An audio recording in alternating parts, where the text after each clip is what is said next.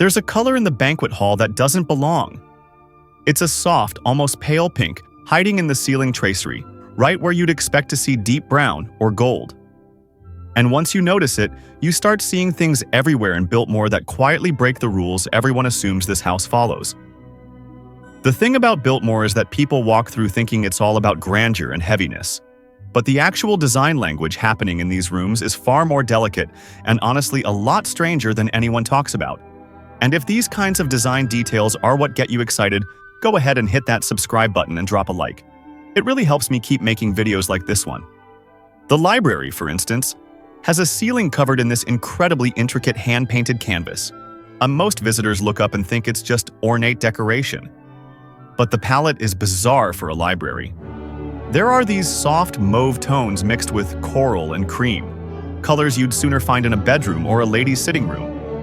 The whole space has this warmth that doesn't come from the fireplace or the dark wood paneling.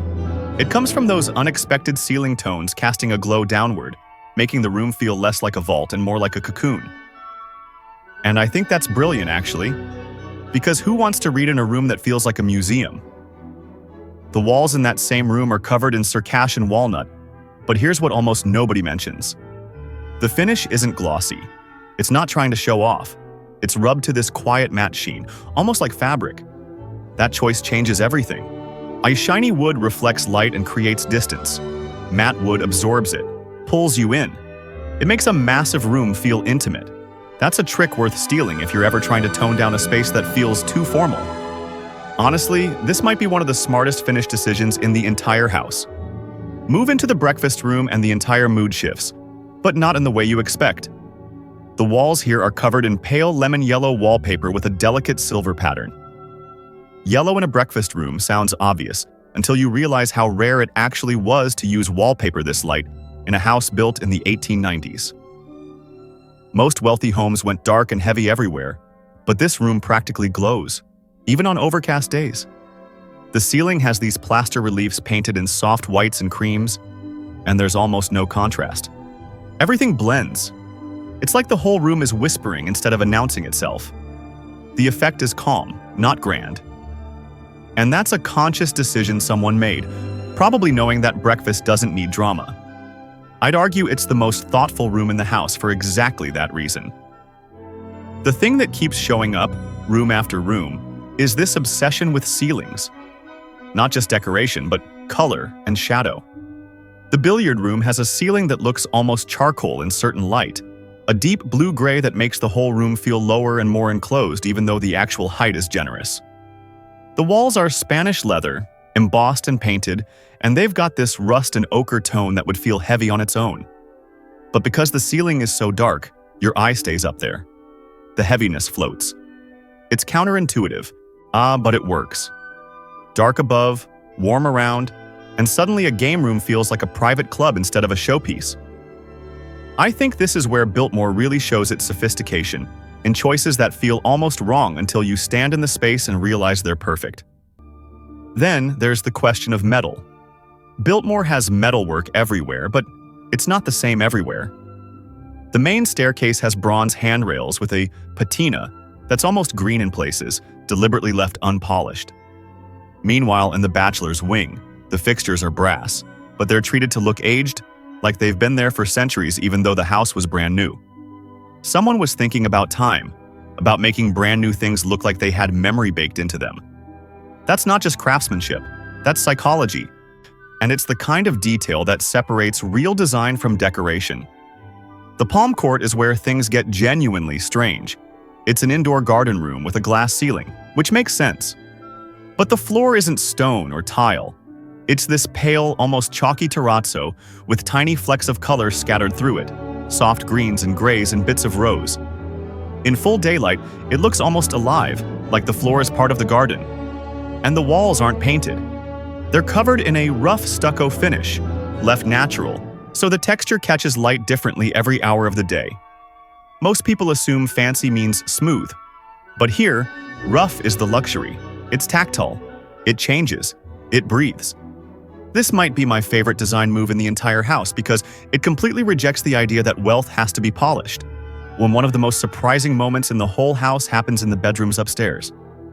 These are private spaces most people never see in detail, and the color choices are shockingly soft.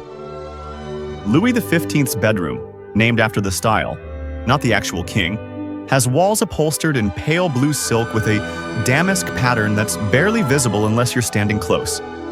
The trim is painted a warmer cream, not white, so there's no harsh contrast. The whole room hums at this low, gentle frequency.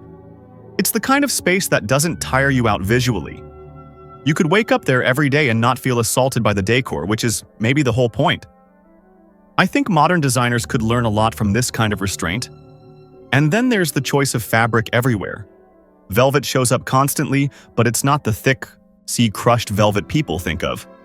It's a thinner, almost matte velvet in colors like dusty rose, sage, and slate blue. These fabrics don't shine, they don't perform. They just exist quietly, absorbing sound, softening edges.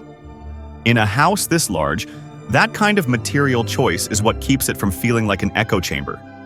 Softness isn't weak, it's strategic. And frankly, it's underrated. The oak drawing room has something most people walk right past. There are these tiny carved acorns tucked into the corners of the ceiling panels, barely noticeable unless you know to look. They're painted the same ivory as the background, so they disappear unless the light hits them just right. It's a level of detail that serves no practical purpose. Nobody needs hidden acorns.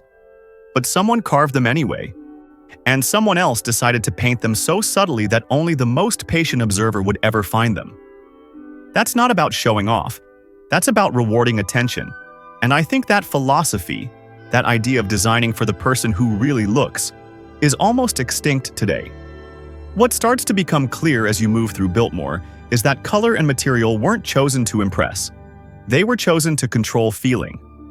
The deep reds in the tapestry gallery make the enormous Flemish tapestries feel even richer, like they're glowing from within. The soft grays in the sitting rooms create pause, places where the eye can rest. The unexpected pinks and mauves in ceilings nobody looks at twice. Those are there to warm spaces from above, to trick your brain into feeling held instead of dwarfed. And maybe that's the real secret hiding in plain sight. Biltmore wasn't designed to intimidate. It was designed to feel livable at an almost impossible scale. Every strange color choice, every matte finish, every rough texture next to something smooth, it's all working to make 250 rooms feel like they could, somehow, be a home. That's not grandeur. That's something much harder to pull off. It's restraint wearing the costume of excess. And once you see it that way, you can't unsee it. Honestly, I think that's the lesson worth taking from Biltmore. Not how to be grand, but how to be thoughtful at any scale. Thanks so much for supporting this new channel and for subscribing. If you enjoyed this, leave a like, it really means a lot.